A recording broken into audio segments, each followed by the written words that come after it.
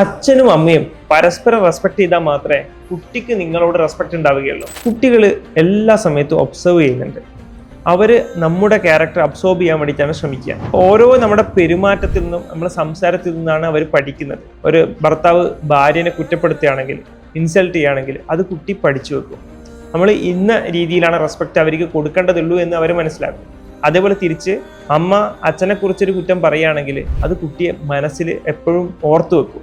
അത് കുട്ടിയുടെ സ്വഭാവ രൂപീകരണത്തിനൊക്കെ ബാധിക്കുന്നതാണ്. ഇത് നമ്മുടെ കുട്ടികളെ ഉള്ളിലേക്ക് കൊടുക്കുന്ന സബ് കോൺഷ്യസ് മൈൻഡിൽ കൊടുക്കുന്ന ഓരോ സ്റ്റിമുലേഷനാണ്. ഉദാഹരണത്തിന് നമ്മൾ പുറത്തുള്ള ഒരാളോട് സംസാരിക്കുകയാണ്, എൻ്റെ കുട്ടി ഭയങ്കര വികൃതിയാണ്, അല്ലെങ്കിൽ അവന് പഠിച്ചാൽ മൈൻഡിലേക്ക് കയറുന്നില്ല എന്നൊക്കെ പറയുകയാണെങ്കിൽ അവൻ്റെ മൈൻഡിൽ, സബ് കോൺഷ്യസ് മൈൻഡിൽ ഇതൊരു പ്രോഗ്രാമായിട്ട് വരികയാണ്. ഞാൻ ഇങ്ങനെയാണ് എന്ന് കുട്ടി സ്വന്തം പഠിക്കുകയാണ്. ഇതും നമ്മുടെ ഓരോ സ്വഭാവ രൂപീകരണത്തിൽ ബാധിക്കുന്നതാണ്.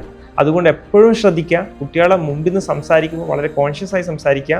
അവരൊരു ഇൻഡിവിജ്വലായി കാണുക. കുട്ടിയല്ലേ, അവരെന്ത് കേട്ടാലും കുഴപ്പമില്ല എന്നുള്ള രീതിയിൽ സംസാരിക്കരുത്. അവരൊരു ഇൻഡിവിജ്വലാണ്, അവർക്ക് ഇമോഷൻസ് ഉണ്ട്. അതുമാത്രമല്ല അവർ നമ്മളിൽ നിന്ന് ഒരുപാട് കാര്യങ്ങൾ പഠിക്കുന്നുമുണ്ട്.